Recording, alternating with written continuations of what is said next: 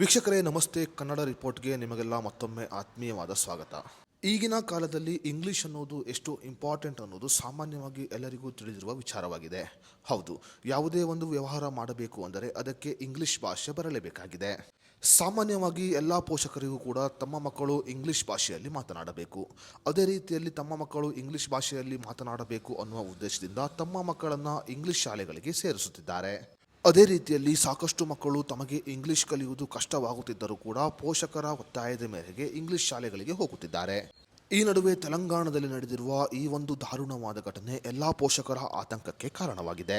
ಹೌದು, ಇಂಗ್ಲಿಷ್ ಅರ್ಥವಾಗುತ್ತಿಲ್ಲ ಮತ್ತು ಇಂಗ್ಲಿಷ್ ನನಗೆ ಬರುವುದಿಲ್ಲ ಅನ್ನುವ ಕಾರಣಕ್ಕೆ ವಿದ್ಯಾರ್ಥಿನಿಯೊಬ್ಬಳು ತನ್ನ ಪ್ರಾಣವನ್ನೇ ಕಳೆದುಕೊಂಡಿದ್ದಾಳೆ.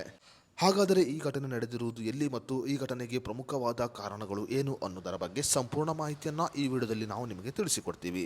ಅದಕ್ಕೂ ಮುನ್ನ ನೀವಿನ್ನು ಈ ವಿಡಿಯೋನ ಲೈಕ್ ಮಾಡಿಲ್ಲ ಅಂದರೆ ಈಗಲೇ ಲೈಕ್ ಮಾಡಿ ಮತ್ತು ಕನ್ನಡ ರಿಪೋರ್ಟ್ ಚಾನಲ್ನ ನೀವಿನ್ನೂ ಸಬ್ಸ್ಕ್ರೈಬ್ ಮಾಡಿಕೊಂಡಿಲ್ಲ ಅಂದರೆ ಈಗಲೇ ಸಬ್ಸ್ಕ್ರೈಬ್ ಮಾಡಿಕೊಳ್ಳಿ. ಸ್ನೇಹಿತರೆ, ತೆಲಂಗಾಣದಲ್ಲಿ ಇಂಟರ್ಮೀಡಿಯೇಟ್ ಓದುತ್ತಿದ್ದ ವಿದ್ಯಾರ್ಥಿನಿಯೊಬ್ಬಳು ಇಂಗ್ಲಿಷ್ ಬರುವುದಿಲ್ಲ ಅನ್ನುವ ಕಾರಣಕ್ಕೆ ತನ್ನ ಪ್ರಾಣವನ್ನೇ ಕಳೆದುಕೊಂಡಿದ್ದಾಳೆ. ತೆಲಂಗಾಣದ ಮಂಚಿರ್ಯಾಲ ಜಿಲ್ಲೆಯ ಭೀಮಾರಂ ಮಂಡಲದ ಪೋತನಪಲ್ಲಿಯಲ್ಲಿ ಈ ದಾರುಣವಾದ ಘಟನೆ ನಡೆದಿದೆ. ಇಂಗ್ಲಿಷ್ ಬರುತ್ತಿಲ್ಲ ಅನ್ನುವ ಕಾರಣಕ್ಕೆ ಪ್ರಾಣವನ್ನ ಕಳೆದುಕೊಂಡ ಹುಡುಗಿಯ ಹೆಸರು ಅನುಶ್ರೀ. ಅನುಶ್ರೀ ತೆಲಂಗಾಣ ಜಿಲ್ಲೆಯ ನತುಲಕೂರಿ ಬನೇಶ್ ಮತ್ತು ಕವಿತಾ ದಂಪತಿಗಳ ಮಗಳಾಗಿದ್ದಾಳೆ. ಇನ್ನು 10ನೇ ತರಗತಿಯನ್ನ ಮುಗಿಸಿರುವ ಅನುಶ್ರೀ ರಾಮಕೃಷ್ಣಪುರದ ಕಸ್ತೂರ್ಬಾ ಕಾಲೇಜಿನಲ್ಲಿ ಪ್ರಥಮ ಪಿಯುಸಿಯನ್ನ ಓದುತ್ತಿದ್ದಾಳೆ. ಇನ್ನು ಕಸ್ತೂರ್ಬಾ ಕಾಲೇಜಿನಲ್ಲಿ ಪ್ರಥಮ ಪಿಯುಸಿಯನ್ನ ಓದುತ್ತಿರುವ ಅನುಶ್ರೀ 10ನೇ ತರಗತಿಯವರೆಗೆ ತೆಲುಗು ಮಾಧ್ಯಮದಲ್ಲಿ ವ್ಯಾಸಂಗವನ್ನ ಮಾಡಿರುತ್ತಾಳೆ. 10ನೇ ತರಗತಿಯವರೆಗೆ ತೆಲುಗು ಮಾಧ್ಯಮದಲ್ಲಿ ವ್ಯಾಸಂಗವನ್ನ ಮಾಡಿದ್ದ ಅನುಶ್ರೀ ಈಗ ಒಂದೇ ಬಾರಿಗೆ ಪಿಯುಸಿ ಮಾಡಲು ಇಂಗ್ಲಿಷ್ ಮಾಧ್ಯಮಕ್ಕೆ ಸೇರಿಕೊಂಡಿದ್ದಾಳೆ. 10 ವರ್ಷಗಳ ಕಾಲ ತೆಲುಗು ಮಾಧ್ಯಮದಲ್ಲಿ ವ್ಯಾಸಂಗವನ್ನ ಮಾಡಿದ್ದ ಅನುಶ್ರೀಯನ್ನ ಒಂದೇ ಬಾರಿಗೆ ಇಂಗ್ಲಿಷ್ ಮಾಧ್ಯಮಕ್ಕೆ ಸೇರಿಸಿದ್ದು ಅವಳಿಗೆ ಕಷ್ಟವಾಗಿದೆ. ಇನ್ನು ಅನುಶ್ರೀ ಸಾಕಷ್ಟು ಸಮಯಗಳಿಂದ ಇಂಗ್ಲಿಷ್ ತರಗತಿಗಳು ಅರ್ಥವಾಗದೆ ನೋವನ್ನ ಕೂಡ ಅನುಭವಿಸಿದ್ದಳು.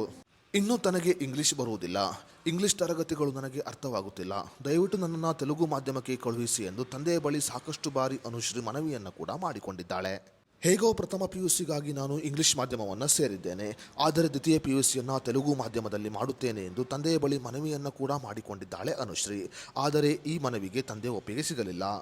ನನ್ನ ಮಾತನ್ನ ಯಾರೂ ಕೂಡ ಮನೆಯಲ್ಲಿ ಕೇಳುತ್ತಿಲ್ಲ, ಅದೇ ರೀತಿಯಲ್ಲಿ ನನ್ನ ನೋವಿಗೆ ಮನೆಯವರು ಸ್ಪಂದಿಸುತ್ತಿಲ್ಲ. ಈ ಕಾರಣಗಳಿಂದ ನೋವಿಗೆ ತುತ್ತಾದ ಅನುಶ್ರೀ ಮನೆಯಲ್ಲಿ ಕೃಷಿಗೆ ಬಳಸುತ್ತಿದ್ದ ಔಷಧಿಯನ್ನ ಸೇವಿಸಿದ್ದಾಳೆ.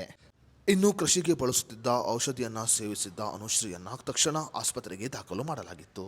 ಆದರೆ ಚಿಕಿತ್ಸೆ ಫಲಕಾರಿಯಾಗದೆ ಅನುಶ್ರೀ ಆಸ್ಪತ್ರೆಯಲ್ಲಿಯೇ ತನ್ನ ಪ್ರಾಣವನ್ನ ಕಳೆದುಕೊಂಡಿದ್ದಾಳೆ. ಇನ್ನು ಈ ಘಟನೆ ಎಲ್ಲಾ ಪೋಷಕರಲ್ಲಿ ಆತಂಕವನ್ನ ಕೂಡ ಉಂಟು ಮಾಡಿದೆ ಅಂತ ಹೇಳಿದ್ರೆ ತಪ್ಪಾಗಲ್ಲ.